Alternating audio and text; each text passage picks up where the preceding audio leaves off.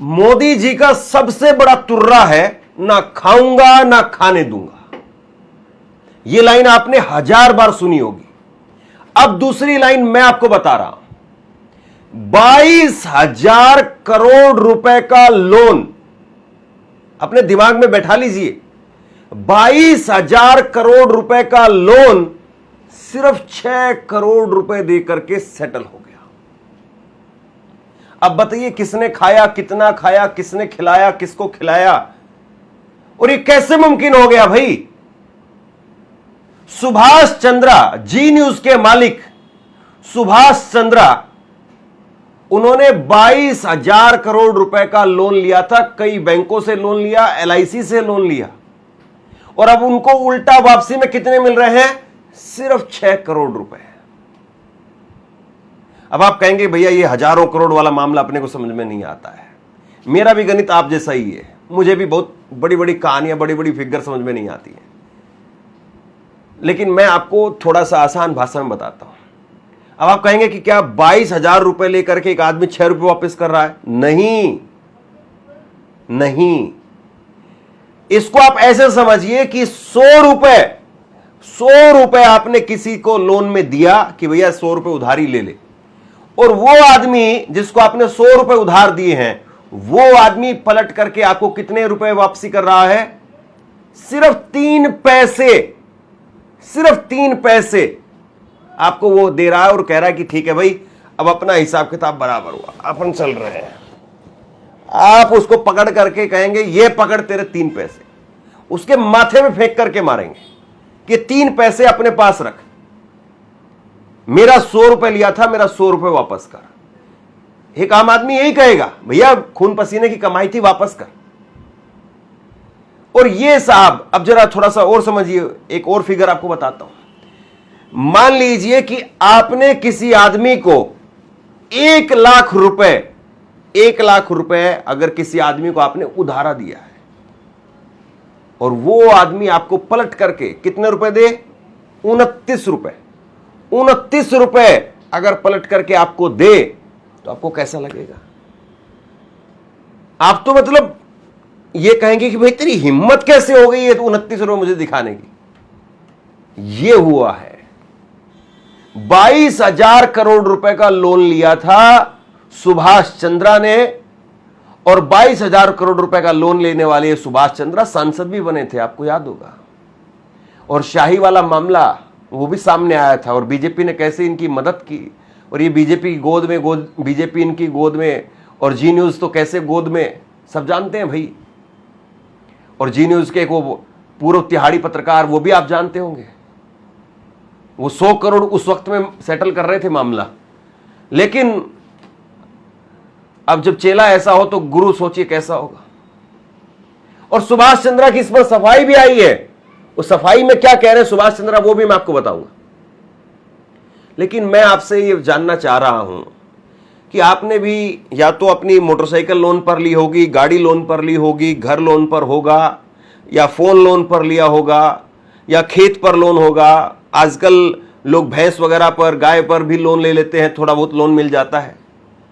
अगर आपका लोन आप चुकता ना करें, आपके घर की किस्त 3 से 4 किस्त अगर आप भरे नहीं, सोचिए बैंक वाले किस तरीके से आकर के खड़े हो जाते हैं, गुंडे भेजते हैं बाकायदा। और सुनिए, अगर आप गाड़ी की 3-4 किस्त भरे नहीं लगातार, आपकी गाड़ी जो है वो बीच रास्ते से उठा ली जाती है, आपको सड़क से नीचे उतार दिया जाता है, गाड़ी उठा करके ले जाते हैं। और सुनिए, काफी पहले जो है मैंने आपको खबर बताई थी, तकरीबन 7,000 करोड़ रुपए बैंकों ने वसूल किए। किस बात के लिए? कि मिनिमम जो चार्ज होता है बैंकों के अंदर, जो अकाउंट में आपको रखना पड़ता है, किसी बैंक में 500 रुपए, किसी में 1,000 रुपए, किसी में 10,000 रुपए, किसी में 5,000 रुपए। और जब मिनिमम अकाउंट में आपके बैलेंस ना हो कि भाई 10,000 रुपए की अगर मेरा बैंक कहता है कि 10,000 रुपए आपको रखना पड़ेगा, प्राइवेट बैंक है HDFC, अगर वो कहता है भैया 10,000 रुपए रखना पड़ेगा, 10,000 रुपए से अगर नीचे चले गए कभी तो पेनल्टी लग जाती है। तो बैंकों ने 7,000 करोड़ रुपए मिनिमम बैलेंस ना रखने के नाम पर जो है वो वसूल लिए। मतलब कि एक आम आदमी, अब वो किसके बैंक में जो है वो मिनिमम बैलेंस भी नहीं होगा, कौन होगा वो? अंबानी का बेटा, अडानी का बेटा? अरे नहीं साहब, वो आदमी होगा जिसकी सैलरी नहीं आई होगी, वो आदमी होगा जिसका पिताजी बीमार हो गया होगा अचानक से, वो आदमी होगा जिसके अचानक से घर में कोई एक बड़ी जो क्राइसिस आ जाए और उसका जो पैसा तो खर्च हो गया, वो आदमी होगा।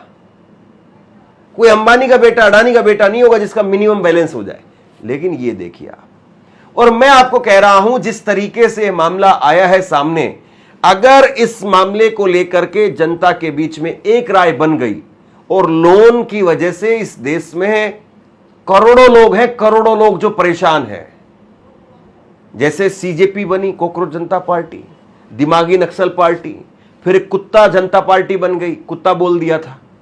अब ऐसे ही कहीं लोन जनता पार्टी ना बन जाए कि भैया लोन जनता पार्टी वाले हैं हम भी, एलजेपी लोन जनता पार्टी, और कोई देखना ये वीडियो देख करके ना बना दे कभी कि लोन जनता पार्टी बन गई है और हम इसमें जो है रजिस्टर हो रहे हैं, अपने आप को जो है इसमें रजिस्टर करवा रहे हैं और हम भी अपना लोन नहीं भरेंगे। सुभाष चंद्रा वाले जो स्कीम है वो हमें भी मिलनी चाहिए। 99.97 पैसा हेयर कट हो गया। ये हेयर कट क्या है जरा इसको समझिए। हेयर कट दरअसल ये सरकार एक स्कीम लेकर के आई है, और स्कीम दरअसल कुछ भी नहीं है। एक एग्जाम्पल के जरिए समझिए। मान लीजिए कि आपने जो है वो अलग अलग बैंकों से, 2-4 बैंकों से 5,000 करोड़ रुपए लोन ले लिया, 5,000 करोड़ रुपए, और आपने बताया कि भैया हमें यहां पर कंपनियां लगा रहे हैं, ये कर रहे हैं, वो कर रहे हैं, उत्तराखंड में प्लांट लगेगा, हरियाणा में प्लांट लगेगा, यूपी में भी प्लांट लग रहा है, पंजाब में लग रहा है, 4 प्लांट लग रहे हैं, 5,000 करोड़ रुपए चाहिए हमें। आपने 4-5 बैंकों से 5,000 करोड़ रुपए उठा लिए। अब 5,000 करोड़ रुपए आपने जो उठाए, उन 5,000 करोड़ रुपए से आपने जो है वो तकरीबन मान करके चलिए 4,000 करोड़ रुपए का अपना सेटलमेंट कर लिया। कहीं पर फार्म हाउस बना लिया, कहीं पर जो है वो बढ़िया गाड़ियां वगैरह खरीद ली, कहीं पर बढ़िया सा फ्लैट ले लिया, और फिर उसके बाद में जो है वो आप कह दो बैंकों में कि भैया मेरे पास में तो कुछ नहीं है, मैं दिवालिया होने जा रहा हूं। तो फिर बैंक जो है वो आपके साथ में सेटलमेंट करेंगे, और सेटलमेंट कितने पर होगी? सेटलमेंट जो है वो हो जाएगी आपकी 50 करोड़ में, 50 करोड़ में, 150 करोड़ में, 200 करोड़ में, 250 करोड़ में, जैसा आपका ऊपर वाला दोस्त है, जितना मोटा सेठ है आपका ऊपर वाला दोस्त, उतने में आपकी सेटलमेंट हो जाएगी। 5,000 करोड़ रुपए जो आपने लिए थे, और आपको 150-200 करोड़ रुपए में वो सेटलमेंट कर देनी है, और 500-700 करोड़ रुपए जो है वो ऊपर वाले सेठ को चंदा दे देना है। आपको कितना मिला? आपको मिल गया नहीं करते हुए भी 3,500-4 हजार करोड़ रुपए आपको मिल गए। अब ये स्कीम जो है अगर सबको हाथ लग जाए तो इस देश में हर आदमी डोनाल्ड ट्रंप से ज्यादा पैसे वाला होगा। भाई अगर इतना पैसा हमारे पास में हो और इतना पैसा वो हम कहीं पर भी इन्वेस्ट कर सकें, तो फिर बताइए हमें गरीब कौन कहेगा? हम तो सोने की चिड़िया हो जाएंगे रातों रात। अब समझिए जरा, ये सुभाष चंद्रा ये बता रहे हैं कि भाई हमारे पास में है, इनकी जो नेटवर्थ है अभी वो 31 करोड़ रुपए दिखाई है कि भैया हमारे पास तो पैसा ही नहीं है, हम कहां से 22,000 करोड़ रुपए दें। यही तर्क दिया गया है। ये पूरी खबर है अंग्रेजी की पूरी खबर नहीं आपको बता रहा हूं, उसका हिंदी अनुवाद आपको बता रहा हूं, और जो लब्बो लवाब है उसको समझिए आप। असली खेल तो वो है। अब यहां पर ये कह रहे हैं कि भाई 31 करोड़ रुपए है हमारे पास में, सिर्फ आपको तो 22,000 करोड़ रुपए चाहिए, और ऐसे में अगर आप दिवालिया घोषित हमें करेंगे तो आपको तो कुछ भी नहीं मिलेगा। तो इसलिए अच्छा ये है कि हम बैठ करके सेटलमेंट कर लेते हैं, तो आपको कुछ तो मिल जाएगा। तो इन्होंने सेटलमेंट के नाम पर 6 करोड़ रुपए जो है सौंप दिए। ये होता है दोस्ती। मोदी जी बोलते हैं ना, भाइयों बहनों मित्रों, हम और आप तो भाइयों बहनों में रह गए, मित्र जो है वो मित्र रह गए। और एक आदमी जो है वो कल उत्तर प्रदेश में एक लेखपाल था, उसने लिख दिया चाय खतरे में है मित्र, चीनी हो गई है 70। वो सस्पेंड हो गया बेचारा। उसने मित्र लिखा और उसका मित्र लिखते ही इतना भारी जो नुकसान हो गया। ये मित्र हैं तो देखिए ये कितने जबरदस्त वाले मित्र हैं। अब देखिए साहब, ये जो शख्स है इनका एक बंगला बिका था, अभी जून में एक बंगला बिका था, 18 जून में, अभी रिसेंटली 2 महीने पहले 1260 करोड़ रुपए का बंगला बिका इनका, लुटियन दिल्ली में। ऐसा नहीं कि इनके पास में पैसे नहीं है, और ऐसा नहीं है कि ये ऐसे आदमी जिसके बारे में किसी को कुछ पता ही नहीं होगा कि भैया इन्होंने तो चुपचाप सब काम कर दिया, बेचारे बैंक वाले भी फंस गए, किसी को कुछ पता नहीं चला। इन्होंने 1260 करोड़ रुपए में लुटियन दिल्ली के अंदर बंगला बेचा है, और 11 साल में इनके बंगले की जो कीमत है वो 4 गुना बढ़ गई है। और हो सकता है कि इन्होंने जो बंगला बेचा होगा 1260 करोड़ रुपए का, वो किसी दोस्त के जरिए कैसे न कैसे सेटिंग की होगी, और वो 1260 करोड़ का नहीं होगा, वो 2-2.5 हजार करोड़ रुपए का, 3,000 करोड़ रुपए का होगा, या हो सकता है कि 5-10 हजार करोड़ रुपए का हो।